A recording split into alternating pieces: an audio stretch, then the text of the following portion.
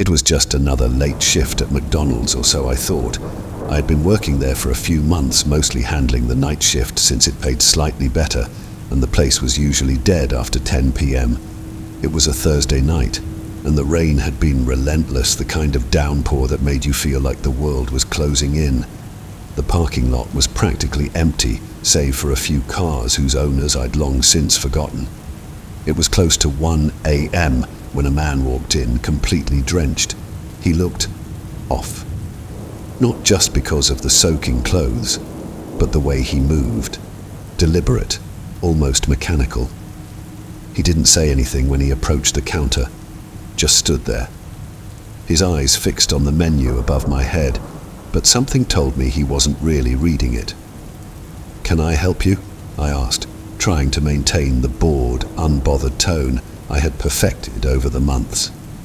He didn't respond, just kept standing there, water dripping onto the floor from his coat. "Sir?" I asked again, but louder this time. Still nothing. It was like he was in a trance. Then, slowly, his head tilted down, his eyes meeting mine. The way he looked at me felt wrong, like he wasn't looking at me but through me. After what felt like forever, he finally spoke, his voice a gravelly whisper that made my skin prickle. "I'd like to place an order." I exhaled quietly, relieved that he wasn't just going to stand there silently all night. "Sure, what can I get you?" He leaned in a little closer, just enough to make me uncomfortable. "I'll take a coffee. Black." I rang it up as quickly as I could and told him the total. He slid a damp $10 bill across the counter, not even blinking.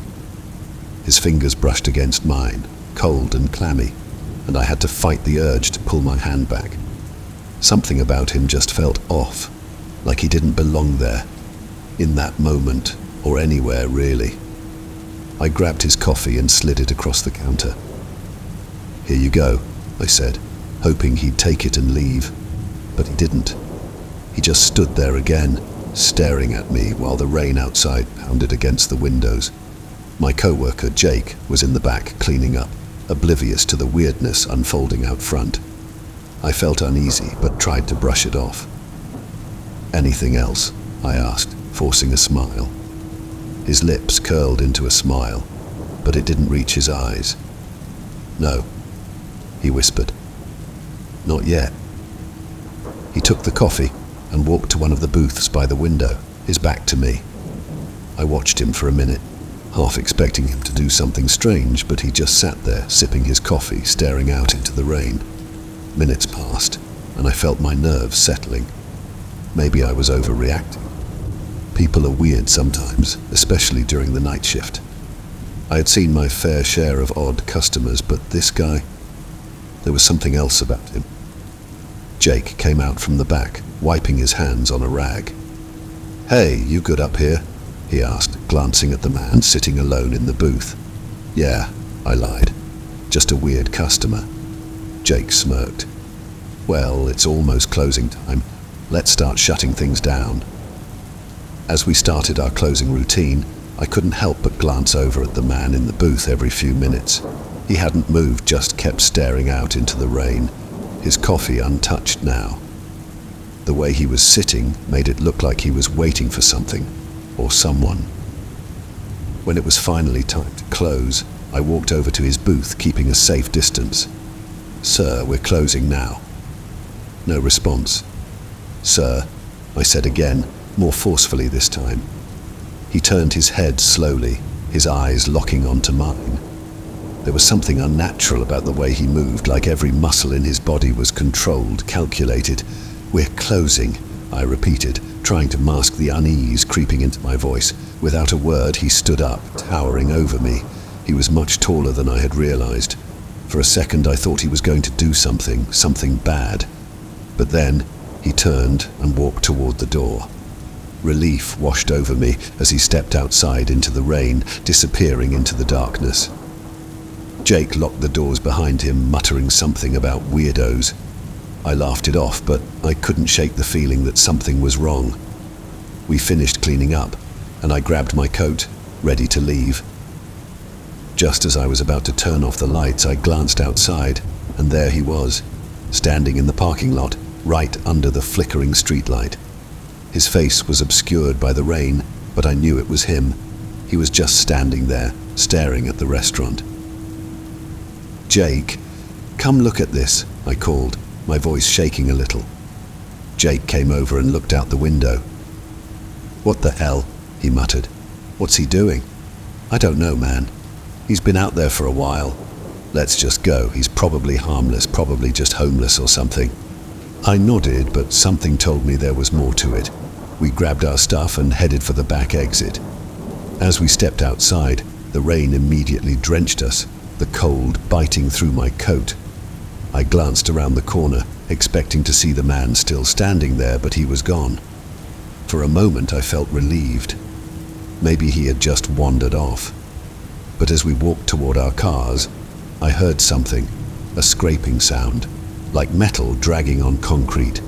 I turned around slowly, and there he was, standing by the side of the building, holding something long and sharp, a rusted piece of metal, maybe a pipe or a crowbar. "Jake," I whispered, my heart racing. Jake turned, and his eyes widened in fear. "What the—" Before he could finish, the man started walking toward us, dragging the metal tool behind him. His movements were slow, deliberate, like he had all the time in the world. "We need to get out of here, now!" Jake hissed, grabbing my arm. We ran for the car, the rain blurring my vision as I fumbled with my keys. Behind us, the scraping sound grew louder, closer. My hands shook as I tried to unlock the door, my heart pounding in my ears. Finally, I managed to get the door open and we both jumped inside. I slammed the door shut and locked it just as the man reached the car. He stood there, staring at us through the rain-splattered window, the metal tool still clutched in his hand. For a moment, I thought he was going to smash the window, but he didn't. He just stood there, his eyes empty, his face devoid of any emotion. Then, slowly, he turned and walked away, disappearing into the night. We sat there in stunned silence, neither of us saying a word. Finally, Jake spoke, his voice barely a whisper. "What the hell just happened?" I didn't have an answer, and I'm not sure I ever will. But one thing's for sure, I'm never working the night shift at McDonald's again. I don't know why I agreed to pick up that late-night shift at McDonald's. It was the kind of shift I usually avoided, but the extra money was too tempting. The rain had started early that evening, and by the time I pulled up to the restaurant, the parking lot was a pool of shimmering reflections from the neon lights. The dining area was empty, as expected for 2 a.m., save for a few tables that hadn't been cleaned properly. The atmosphere felt heavier than usual. Maybe it was the rain, or maybe the strange fog creeping outside. But there was an odd stillness in the air, the kind that makes you feel like you're being watched. I was behind the counter cleaning up when I saw headlights pull into the drive-thru. It caught me off guard since we hadn't had a customer in over an hour. I waited for the voice to come through the speaker, but there was nothing. Just the hum of the rain and the static crackle of the drive-thru intercom. "Welcome to McDonald's, can I take your order?" I asked, my voice echoing in the emptiness of the restaurant. Nothing. I repeated myself. Still nothing. I leaned out the drive-thru window and squinted through the rain, but there was no car in sight, just the wet pavement glowing under the streetlights. I quickly brushed it off. Maybe the car had left before I noticed. A couple of minutes later, the front door chimed as it opened. I looked up, expecting to see someone walk in, but the door just swung back and forth as the wind howled outside. There was no one. I felt a strange twinge in my gut, but I shrugged it off and locked the door. Things started getting weird after that. The lights flickered once, then again. I went to the back to check the circuit breaker, but everything seemed fine. When I came back to the counter, the register had been left open, the receipt tape spilling out onto the floor. I hadn't touched it all night. Then came the voice, a low, distorted voice, barely audible through the drive-thru speaker. "You forgot my order." I froze. I could hear the blood rushing in my ears. The voice repeated, this time a bit louder, more menacing. "You forgot my order." I leaned toward the window and looked out again. The rain was heavier now, pounding against the glass. No car, no person, just darkness. My hands were trembling as I fumbled with the headset. "We're closed," I said, trying to sound firm, though my voice cracked. The voice didn't respond. Instead, I heard the unmistakable sound of footsteps in the dining area. My stomach tightened. I turned around, expecting to see someone standing there, but the room was empty. The only thing out of place was a single chair pulled out from one of the tables, rocking ever so slightly as if someone had just sat in it. I rushed to the door and grabbed my phone. My hands were shaking so badly I almost dropped it. I dialed my manager's number, praying she would answer. The footsteps started again, this time behind the counter. Slow, deliberate. I didn't even bother checking anymore. I bolted for the door, keys in hand, yanking at the lock. The door wouldn't budge. The footsteps were closer now, heavy breaths accompanying each step. The air around me felt suffocating, like something unseen was looming over my shoulder, watching, waiting.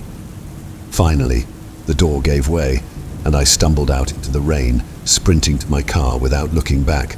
I didn't care about locking the place up or turning off the lights. I just needed to get away. As I sped out of the parking lot, I glanced in the rearview mirror. Standing at the entrance to the McDonald's, just barely illuminated by the flickering lights, was a figure, tall, shadowy, its face obscured, but I could see its hand pressed against the glass as if waiting for me to return. I never took a late-night shift again.